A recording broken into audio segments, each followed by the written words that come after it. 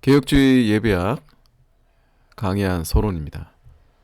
예배가 무엇인가? 이에 대한 바른 대답을 듣는 것은 쉽지 않습니다. 그 이유는 예배에 대한 명확한 성경적 이해가 부족하기 때문입니다.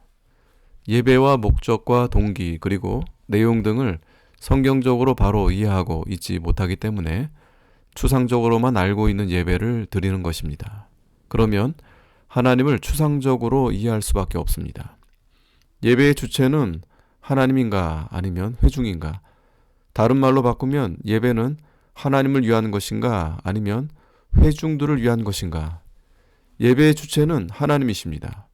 이것에 대한 이해가 분명하지 않을 때 예배는 하나님을 위한 것이 아니라 사람들을 위한 인본주의적인 예배로 전락하게 됩니다.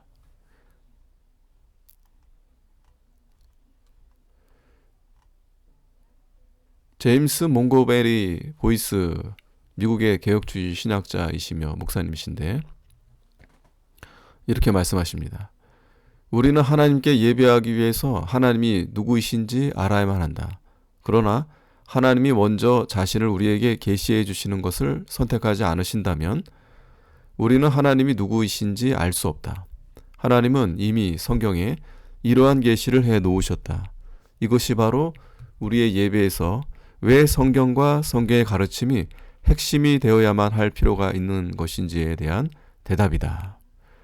참된 예배개혁을 위해서 한평생을 헌신했던 제임스 몽고메리 목사님을 기념하기 위해 예배개혁의 뜻을 같이 해왔던 여러 학자들이 진정한 예배개혁을 위해 글을 쓴 책입니다. 본서는 참된 예배를 위한 원리를 규정적인 원리라고 말합니다.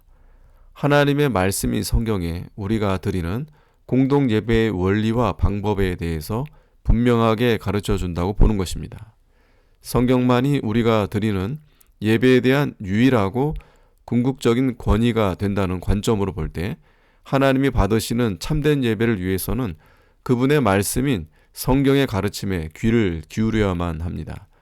규정적 원리는 예배의 중요한 면면이 하나님이 지시하시는 방향을 따라야만 한다고 말합니다.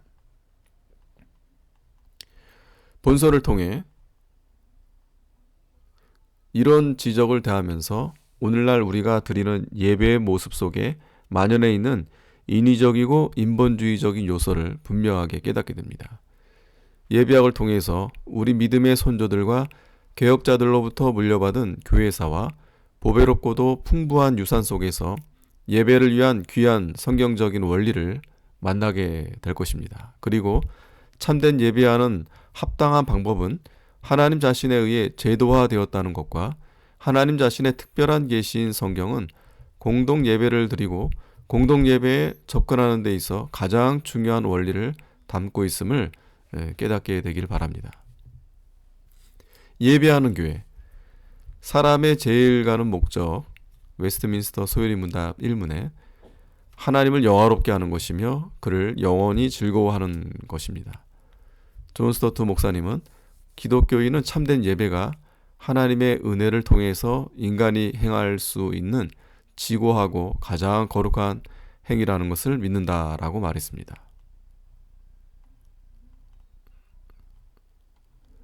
예배란 무엇인가? 하나님을 예배한다는 것은 하나님이 거룩한 성경에 계시된 창조자이며 구세주가 되심을 고백하면서 하나님께 최고의 가치를 돌려드리는 것입니다. 이와 유사하게 헬라어 신약 성경에 있는 영광, 독사라는 이 어휘는 몇몇 뛰어나게 훌륭한 개인에 대해 좋고 바른 견해를 가진다는 것을 의미합니다. 그렇다면 하나님을 예배한다는 것은 그분에 대한 바른 견해를 가진다는 것, 즉 그분의 거룩한 주권을 바르게 인식한다는 것입니다. 요한복음 4장 24절에 하나님은 영과 진정으로 예배 드려져야만 한다. 보이스 박사는 우물가의 여인에게 말씀한 예수님의 이 말씀을 종종 인용했습니다. 많은 사람이 몸으로 예배를 드린다. 이것이 의미하는 바는 만약 그들이 바른 시간에 바른 일을 하면서 바른 장소에 있다고 하면 자신들이 예배를 드리고 있다고 생각한다는 것이다. 그리스도 당시에 이 여인은 이것을 성전이 있는 예루살렘 혹은 사마리아 성전이 있는 그리심산을 의미한다고 생각했다. 우리 시대에 이것이 의미하는 것은 다음과 같은 생각을 가지고 있는 사람들을 가리키는 것 같다. 즉, 주일 아침에 교회 의자에 앉아 있거나 찬송을 부르거나 촛불을 밝히거나 십자가를 목에 걸고 있거나 교회에서 바로 그런 사람들을 가리키는 것 같다.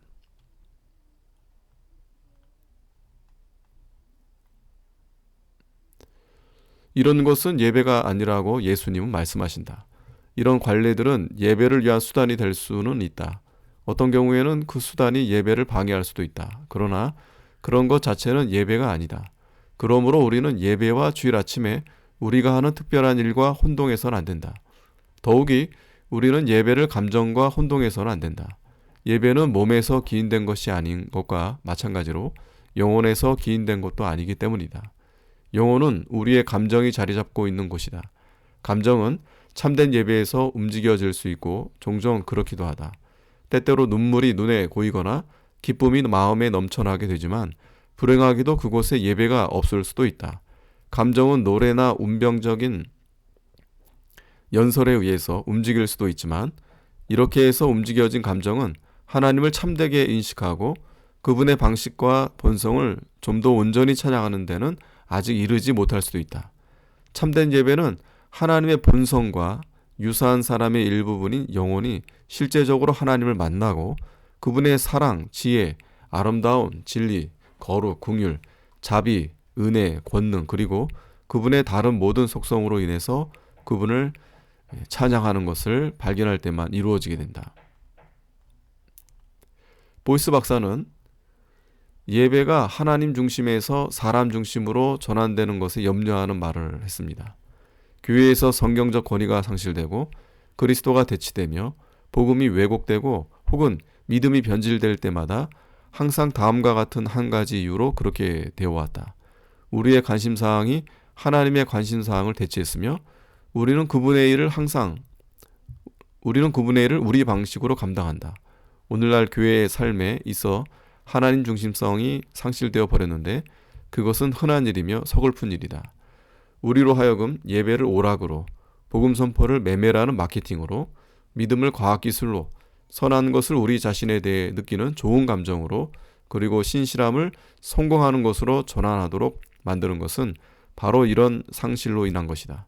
결과적으로 하나님, 그리스도 그리고 성경은 우리에게 너무나 적은 의미가 되어버렸고 우리에게 너무나 대수롭지 않은 것으로 남겨지게 되었다.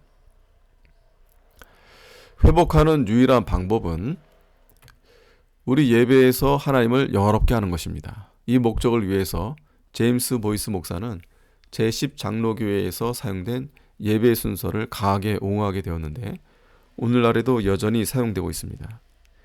예배 의식은 예배의 부름으로 시작됩니다. 이사야 55장 10절에서 11절 비와 눈이 하늘에서 내려서는 다시 그리로 가지 않고 토지를 적셔서 싹이 나게 하며 열매가 맺게 하여 파종하는 자에게 종자를 주며 먹는 자에게 양식을 줌과 같이 내 입에서 나가라는 말로도 헛되이 내게로 돌아오지 아니하고 나의 뜻을 이루며 나의 명하여 보낸 일에 형통하리라. 이 구절을 많이 인용했다고 합니다. 예배로서의 부름에 이어서 개의 찬송이 이어지고 시편을 통해 응답하는 성경 봉독이 있습니다. 다음으로 이 회중은 시편에 대한 응답으로 아버지께 영광을 부르기 위해 일어서며 사도신경 말씀으로 그 신앙을 고백합니다. 이런 고대 예배 예식의 요소는 시간과 공간을 가로질러 하나님의 백성을 성도들의 교제에 연결해주는 역할을 합니다. 예배 의식의 목회 기도로 계속해서 이어집니다. 공적인 예배는 경배, 고백, 감사와 간구로 이루어진 종합적인 기도를 포함해야만 한다고 생각했습니다. 개인적이며 회중적이고 국가적이며 모두 망라하는 범위를 포함했습니다. 이어서 성경 봉독 자체는 신약에서 연속적으로 이어지는 본문에서 선택됩니다. 보이스 바사가 주관하는 이 순서에 살아있는 교회라고 불리는 부분이 첨가되어 있습니다. 세례, 목사 안수, 임직, 위임, 선교와 다른 목회적 보고들, 그리고 교회에서 이루어진 하나님의 사역에 대한 공적인 증언들과 같은 일들을 위해 사용됩니다. 그리고 설교 이전에 다른 찬송이 있고 헌금을 드리는 순서가 있습니다. 예배의 절정은 설교입니다. 그는 목회자의 주요한 목적이 다른 것이 아니라 성경을 가르치는 것이라고 종종 말했습니다. 그의 목회 사역 특징은 진지하게 성경을 가르치는 것이었습니다. 32년 목회 사역하면서 성경의 모든 책을 부문별로 강의해 나가면서 하나님의 전반적인 의도를 전하려고 노력했습니다. 예배 의식은 항상 찬송과 축도로 끝을 맺습니다. 앞으로 강의는 1부 성경과 예배, 또 2부 성경적 예배 요소, 3부 성경적 예배를 위한 준비, 4부 예배 역사 그리고 문학, 이 교재를 중심으로 강의를 하도록 하겠습니다.